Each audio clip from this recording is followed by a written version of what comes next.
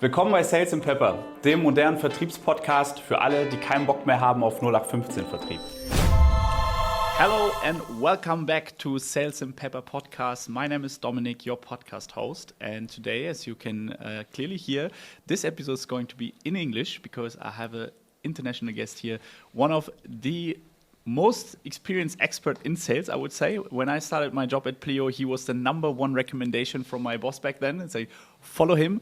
He has a lot of great tips. So I'm super happy. He's already the second time on the podcast. So happy to have you back all the way from Mexico, actually. Welcome back, Thibaut Souyris. Yeah, thank you so much for having me, Dominic. And I didn't know that, but I'm really glad to know that I was the first recommendation when you started at Pleo. So that's pretty cool. It's actually the truth. As said, you have been on the podcast in the past already. Today, we want to talk about 5 things that will always work no matter what in sales, despite the market conditions, because probably we all know that things in sales got pretty hard the last 2-3 years, I would say. We see a lot of companies that had big layoffs. We see a lot of people struggling in sales. But I believe, and I think you too, is that there are some patterns and some habits you can actually, and systems you can use that will actually also help you during that time to be successful. So before we jump into the topic, maybe a few more words about you and yourself. I just mentioned you are living in Mexico now. You moved to Mexico, I think 1 or 2 years ago with your wife and two boys, right? In September last year, yeah. Okay, so not that long, actually. So maybe my first question to you, what made you move to Mexico? So what made me move to Mexico? It's a bit of a complicated story, but I used to live in Berlin for 7 years. I think we met at the time there. And then I moved to south of France, and we were building a house in Mexico with my wife. We wanted to rent it. And then we just, were going every winter for 3 months. And then we started furnishing it, and we're like, this is just too nice. I don't want to have people in my furnitures.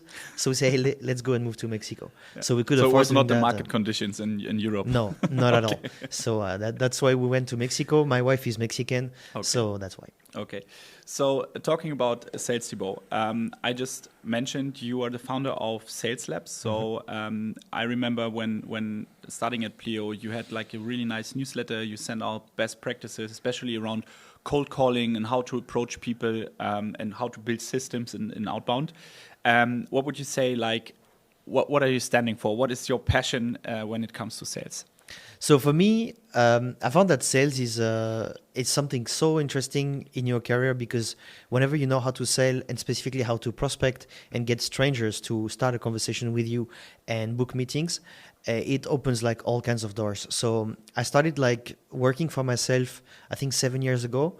I started as a consultant. I was a trainer, also a coach. Now more of you could think of a creator, sales creator, where I create content. I do plenty of things, but I always sell different types of things. And so for me, that's what I document in my newsletter, which is called the Remote Sales Playbook. I've kind of rebranded it many times. Yeah. But that's really what I'm standing for, is just being able to pretty much build the life you want, work when, where, and how you want. That's kind of the goal for everyone through sales.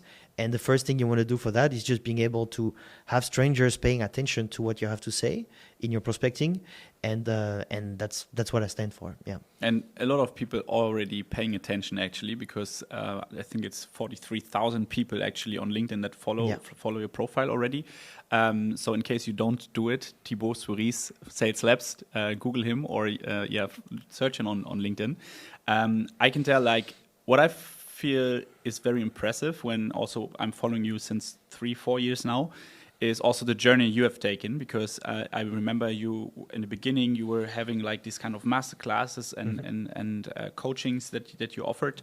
Now you're talking about your own journey and how you actually managed to make a living out of your LinkedIn profile, actually, your personal brand.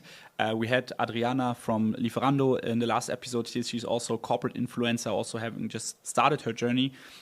What I found very interesting is you talk a lot about also the deals that you're closing, the revenue you get in. Maybe you can share a bit on what you're working on right now and what makes it successful for you at the moment.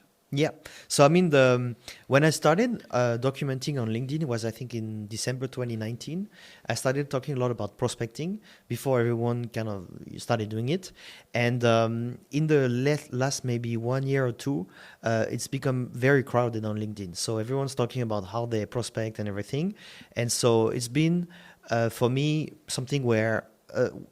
Very obviously, when people start their journey or start their careers in sales, they start like as SDRs or these kind of things. And so as I evolved and my audience kind of grew up or grew older, I thought we'd be interested to kind of go in a different direction. So keep working, keep talking about how you build pipeline, how you book meetings, because that's always really essential. But also document, what's the outcome that is, I've been able to create with that. So for me, it's been really about specifically helping people get a bit more control in their career. So, like when I see, for example, that people have to approve, and, I get approval from their managers to get holiday, that kind of like drives me crazy. Yeah. I mean, it's normal, when you run a business and you have employees, you have to control all that. But for a lot of people, they want to move and do something different. And so what I'm doing right now, I see a lot of people wanting to become influencers or sales creators and basically getting paid to post content. And I think I made like close to $100,000 just in sponsored content in the last 2.5 years. So it's been pretty good. And what I'm doing right now is I'm documenting a bit more of this, helping sales creators basically get more control over what they're doing. And I'm exploring this in a very kind of wide angle. So we're going to do a party together, which is a sales creator content party. That's, the first thing I'm doing about that in Berlin on the 25th of July. So that's going to be, really exciting. But I'm also thinking of becoming an agent, just like an NFL agent, have a bunch of creators, lend them some big contracts and get a cut of that. So that's kind of the different angles I'm approaching. And that's what I'm doing. So helping salespeople who are already creating, basically monetize their content because there's so much money in this market. And that's really exciting. Kurze Pause, bevor es weitergeht. Zeit für unseren Partner Kickscale. Jeder, der im Sales arbeitet, kennt es. Admin-Kram nervt. Stundenlang Meeting-Notizen tippen, CRM aufräumen, E-Mails schreiben und dabei möchtest du doch eigentlich nur verkaufen. Mit Kickscale geht das auf Knopfdruck. Das Tool nimmt deine Sales Calls DSGVO-konform auf, fasst alles automatisch zusammen, überträgt die Infos direkt ins CRM und erstellt sogar eine fertige E-Mail für deinen Kunden. Weniger tippen, mehr Sales. Und als Hörer bekommst du exklusiv 50 kostenlose Meeting-Analysen. Link in den Shownotes. Und jetzt geht's weiter mit der Folge.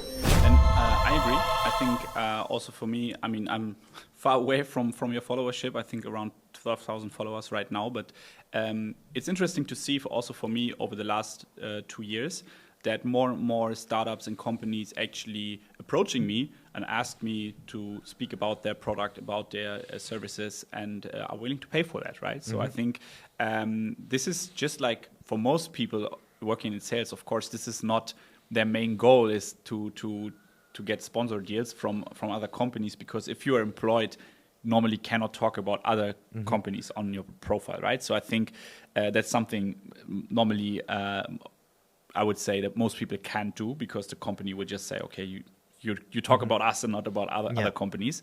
But if you look to Instagram and stuff, I think this is like this trend of looking for thought leaders and influencers and paying them to promote your stuff.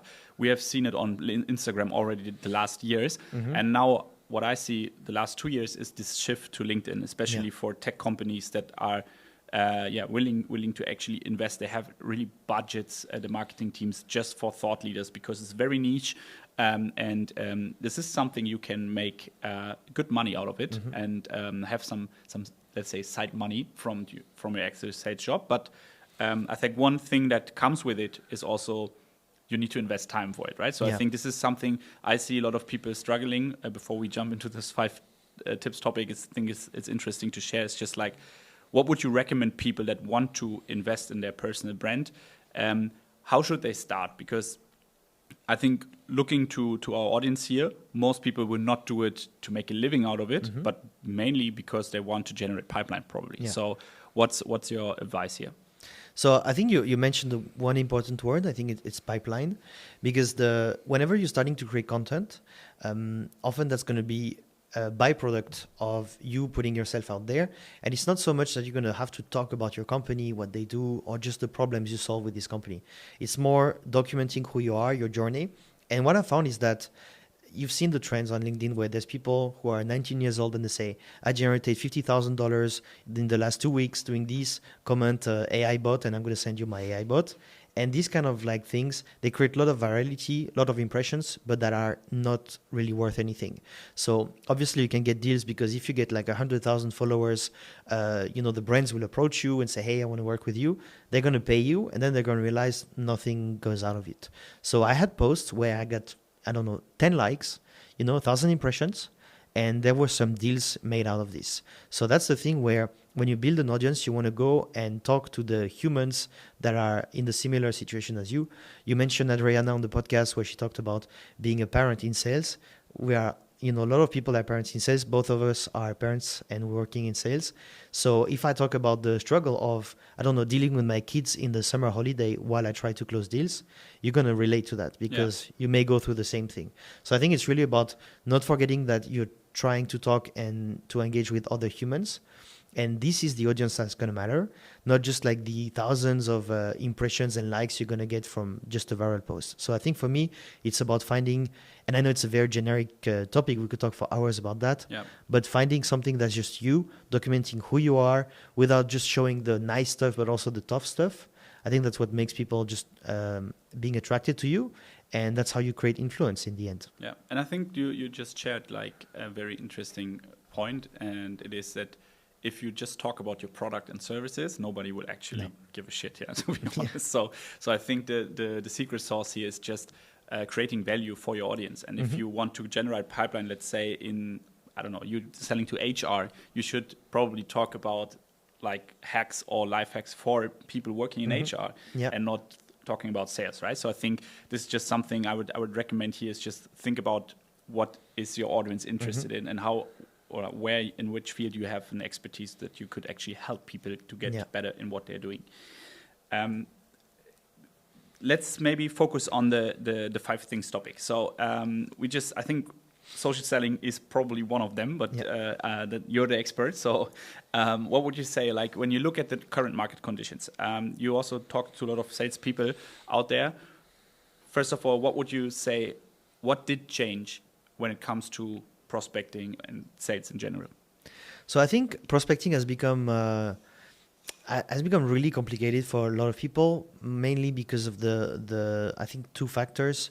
So there's the volume. Volume has increased like crazy, where if you're a decision maker, you receive a ton of cold outreach all the time. And even if you're not making a decision maker, you get like contacted by basically AI agents that just try to push you whatever they want to sell. So you just become numb and you don't really want to, answer or reply to that. Second thing is the technology. So with, for example, the latest Apple update, there's kind of a preview when you call someone. So cold calling gets really hard. Same thing with the email. There's like spam folders and kind of really good technology that prevents spam from landing on your mailbox. So just getting in front of the prospects is just super hard. And so I think one thing that works, and you mentioned it, is really the social selling part, and specifically the act of being proactive on LinkedIn. So it doesn't mean that you have to be a superstar, get like tens of thousands of followers. You have to really just be able to find triggers. So we call that intent data. That's kind of the fancy word for that. But basically, if someone is visiting your website, your profile, or if you're not posting, someone is liking or engaging with the post of someone else, that can, indicates that they may have a problem you can solve. That's really about using this and saying, hey, I saw you did this. How are you solving this specific thing, for example? And so that's really always this approach of using the clues, the intent data you see on LinkedIn to start conversation with people on LinkedIn, and not so much take something on LinkedIn and then move it to the call, to the phone or email, but really staying on the platform, using your connection requests and the messages. Because for me, that's pretty much how I book everything. So I just go. It's different. I got like 43,000 followers almost. So it makes a difference because people hear my name and see my name often. But I can tell you like 95% of meetings I book are on LinkedIn, basically. That's interesting. That's a huge number, actually. I remember our last episode, you talked about prospecting habits, and I just see the book Atomic Habits behind you, because I still remember what you shared with me, that you actually, you're one of the experts in outbound systems, I would say, on LinkedIn, and you shared with me that you actually don't like doing it, and that you actually force yourself to do it by brewing your coffee in the morning, then making 5 cold calls or approaching 5 prospects, and then you just start drinking your coffee. So I think that was a very interesting and funny habit you shared. And I think that's something I would like to go a bit deeper with you. It's like, what kind of systems and let's say workflows would you recommend people to actually nowadays generate pipeline? Because you talked about social selling and posting on LinkedIn, and I know a lot of people that just get lost with it. They don't have a system, they don't know what to post, they just like random posts. But what kind of systems would you say or would you recommend people to implement to really be successful in building pipeline and closing deals? So I think for the system, often people think they need to have a system. So they think about tech, they have to have like the best tools, and they have to have like crazy rituals and you know, like wake up in the morning at 4 a.m. having an ice bath. Exactly. These kind of things where it's all very complicated, very hard on you. And it's just like, as you said, you wake up and it's all, it's all things I think are, maybe goals you need to have or you can have. Personally, I'm not a guy who has crazy complicated systems. I just like systems that are repeatable and that kind of give me a quick feedback. So for me, in terms of prospecting, as you mentioned, I have one thing I love in the morning, it's the coffee. And one thing I hate, 2 things: working out and prospecting. So I kind of like, on prospecting, I'm good, it's fine. Working out, it's always been a struggle for me. But I kind of try to do these things first because that's the worst part of my day. So if it's done, it's fine. The rest of the day is going to be easy. And so for that, I found that a good way to get in the groove of prospecting is not to go and look for prospects or find someone I can contact, but saying, okay, I have a sequence. Let's say I have a 6-step sequence over 2 weeks. I'm going to go and start with the follow-ups. So I'm going to go to the, 5 or 6 tasks I'm going to get into my sales engagement tool. And I'm going to make sure that I check what's the latest I did with this person. So maybe I sent a message, a cold call, an email, a LinkedIn, or anything like that. And I'm going to check if they replied first. In most cases, they don't. So I'm going to do a follow-up. I'm going to follow, use a template that I have for that, or just go and change the template on the fly if I feel like it. Start with my follow-ups, and then I'm going to find 5 new people. Why do I do that? Because the follow-ups kind of are simple to do. If you send someone, a message to someone, you can send them a bump, any thoughts, something like that. That's pretty simple. That's pretty quick to do. And you get this sense of achievement. So you've accomplished something. You've ticked a task out of the checklist. And so that personally, that's what I feel, makes me more motivated. And so I do it. After my 5 or 10 follow-ups, I find 5 new prospects I want to contact, and I add them to my sequence, meaning I start the first touch point, connection request, email, or whatever. And so by doing this, that's my system. I know it's follow-ups, 5, and by the way, the number depends, but between 5 and 20, let's say, per day is enough for me to go. And I just know that if I do my follow-ups, I find 5 new people and add them to the sequence, I'm done. And if I do that every single day, it's going to take me between 15 and 30 minutes. And I know, that this is the best thing that can, feed my engine. It's just like a car, you feed it gas or electricity nowadays. And if there's no gas or electricity, car doesn't run. So that's exactly the same. You want to make sure that there's prospects in your sequence every single day, instead of going for, 200 prospects on Monday and then just like being exhausted after a day of prospecting. Yeah, that's a very good point, because 5 is really not a big number, right? Easy. So I think that's totally something I can relate to. Mm-hmm. So just to summarize a bit, so I hear that you're saying like one thing that people really should do is investing in their personal brand, or let's say in building trust in your audience, right? Mm-hmm. I think that's what social selling is about. It's like getting or like that people get to know you and start having trust when it comes to your services. The second thing that you're saying is just implement prospecting habits that actually especially if you don't like it, then you maybe start right in the morning, but block your time and just do it. And it doesn't need to be like, as you said, like 200, but at least 5 should be fine. Yeah. You mentioned tools, and I think we will also have a lot of topics like around AI here on the podcast and tooling. But I would be very interested in, how does your personal tech stack look like? Like what's a must-have, and what would you say maybe it's just a hype? So I think most of the tools we use are just hype. So when tools are AI, agentic, gen forward, whatever, this is mostly crap. I'm saying that there's a lot of great AI tools, but that's the issue with AI. For example, if you're creative and you're doing design or video editing or whatever, AI is fantastic, saves you a ton of time. In prospecting is a lot about understanding human psychology, writing good messages, good copy. And if you don't know how to prompt the right AI, it's not going to work well. So I think that's one thing, is just be careful of the AI hype, because for now, I don't think it's actually that good, and it doesn't really replace the years of experience you have to write content, or not just content, but write emails so people actually reply. This is like the toughest part. So for me, in terms of tools, I think what you need is first, you need LinkedIn. That's kind of the first tool you need. You don't even need Sales Navigator, but you need LinkedIn because that's a social network, but also an accurate lead database. So this is just amazing for that.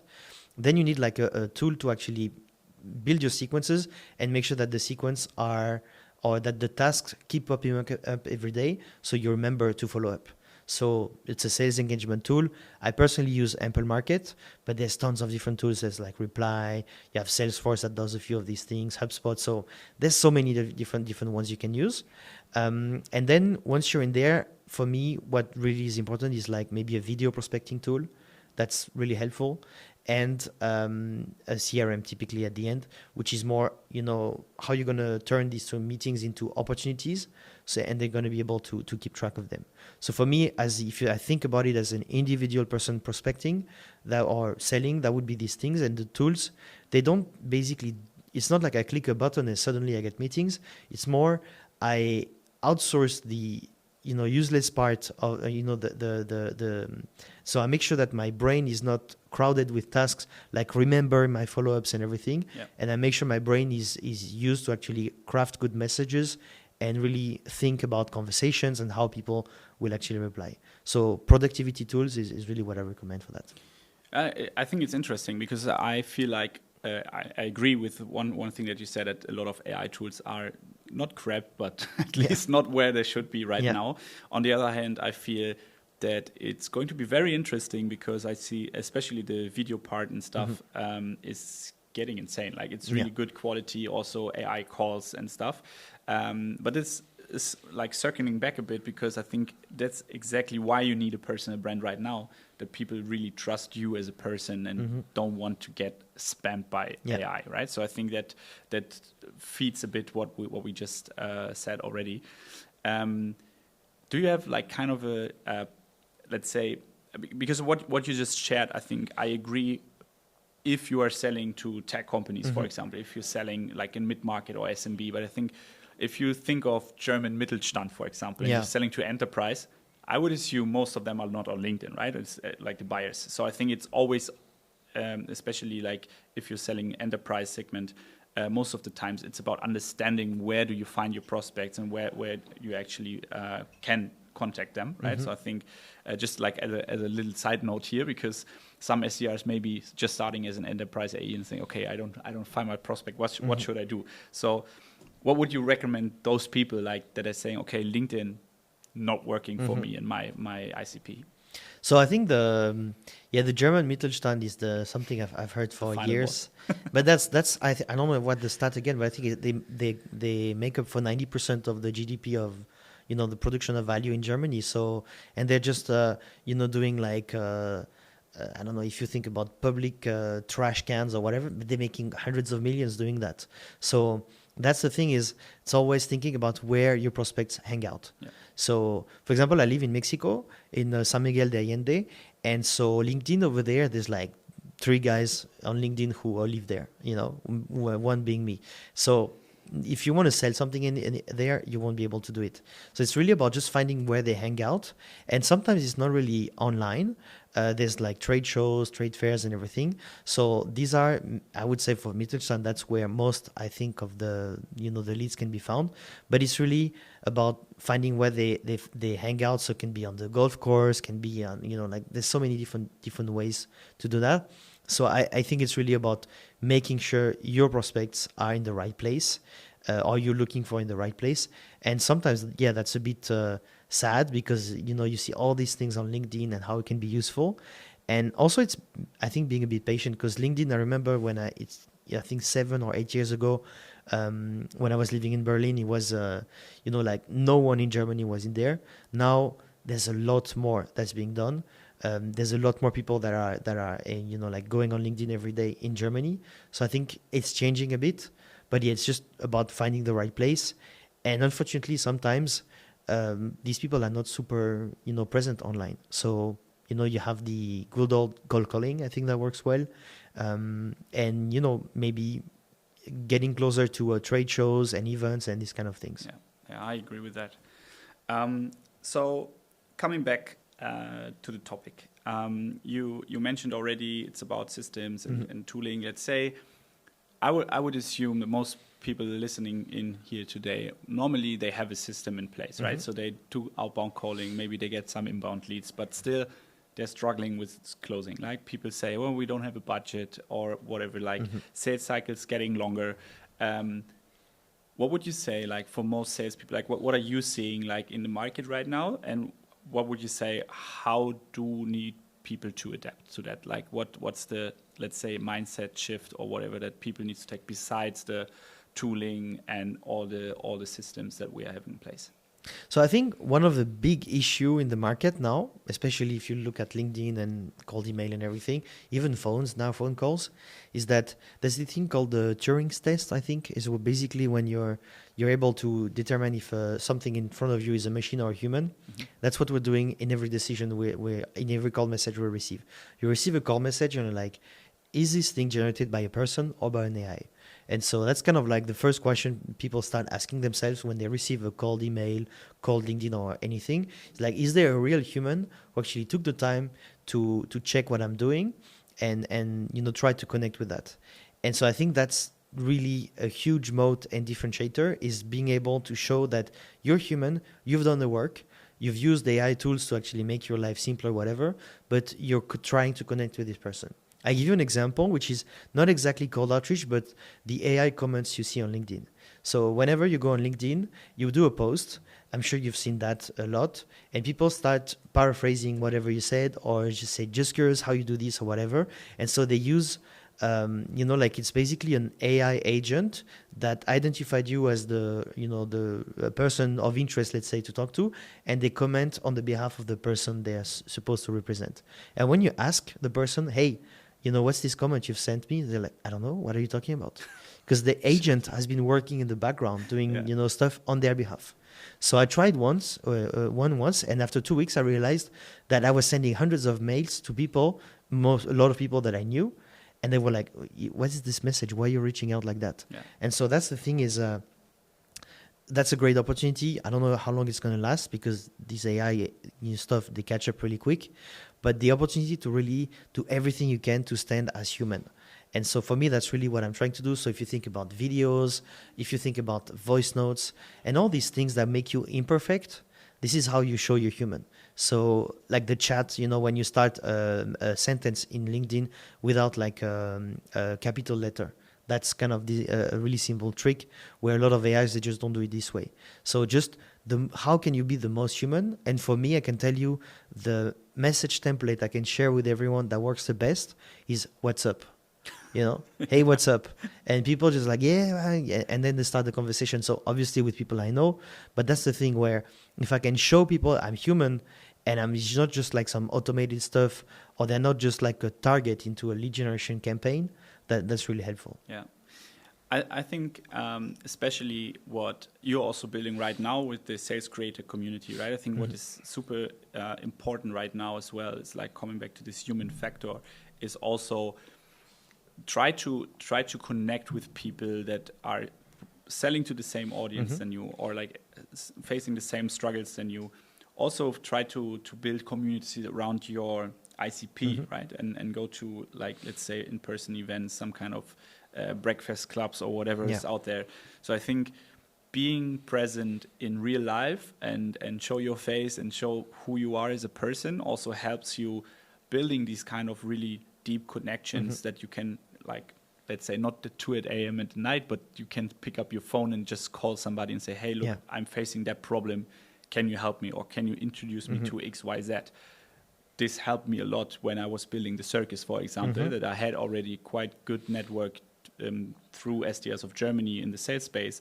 And I could then, of course, selling to salespeople was easier for me because I had the network already.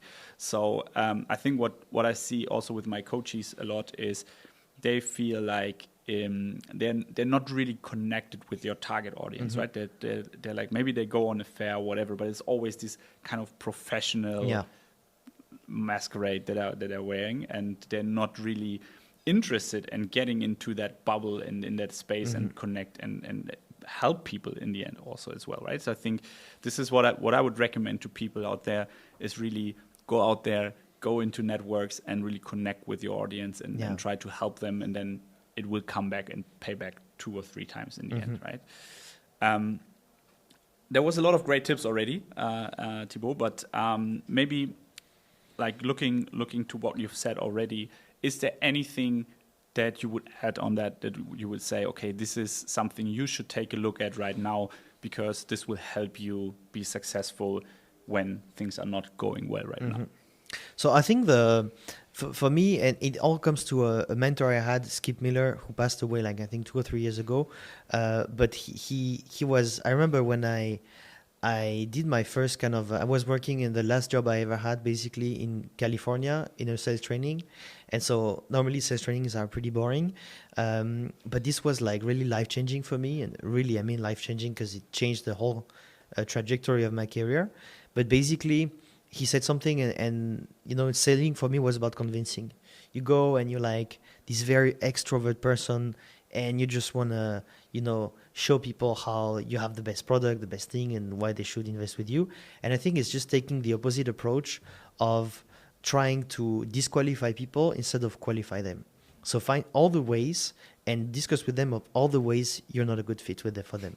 And so I found that works really well because that kind of shifts the focus from you and your product to their problem also. And so when you really try to go dig for problems and then find that, you know, just like voice your doubts about how you're going to be able to solve the problem, people typically, they like, if the problem is important to them, they're going to get desperate and try to convince you why you should work with them. So that's one thing I worked with, you know, in conjunction is problem. So focus on problems and focus on disqualifying people. It's just a perfect mix. And then you start seeing that your deals have energy. And so, you know, you have a lot of experience in sales. So you know that there's sometimes you can just like really feel like a deal is going to close. And you don't really know why, but I found that it's a great way to test it because you don't close people. It's not like, hey, I want to sell you something and I'm going to sell you. Or that's not how it works. It's more you have a problem, and by the conversation we're going to have together, you're going to, you know, build your trust in me or my solution to help you solve a part of this problem. So for me, that's really problem disqualification. That's kind of the best combo.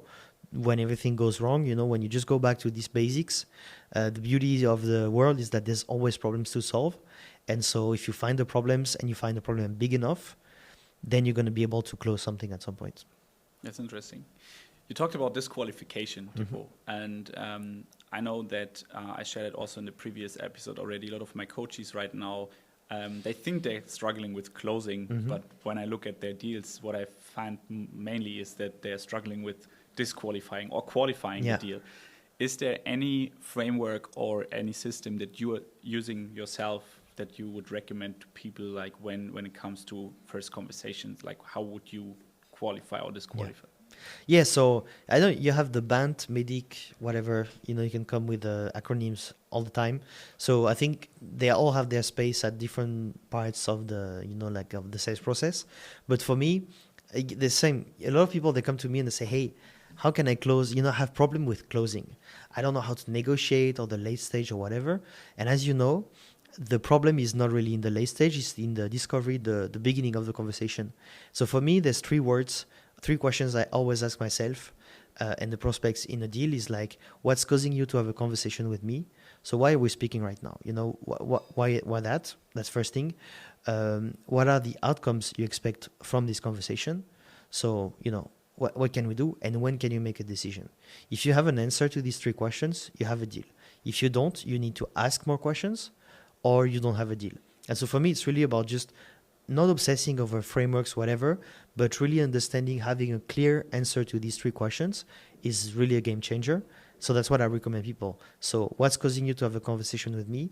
What are the outcomes you're expecting from this conversation? And when can you make a decision? And I found that when can you make a decision is such a great question because people are like, we need to see, I don't know yet. They often when they are very evasive, asking this question is going to be a great way to know this deal is not going anywhere or is going on their timeline. So I can't really count on it. Yeah. So that's really what I would recommend. Yeah. Yeah, I agree with that. And I think what I've seen a lot is also people saying, yeah, this deal will close. I have a very good feeling. And then we look at it and ask questions, or like the manager starts asking questions and then they feel like, okay, actually, I don't know anything about that person, right? So it's like, he's not a champion, he's not a decision maker.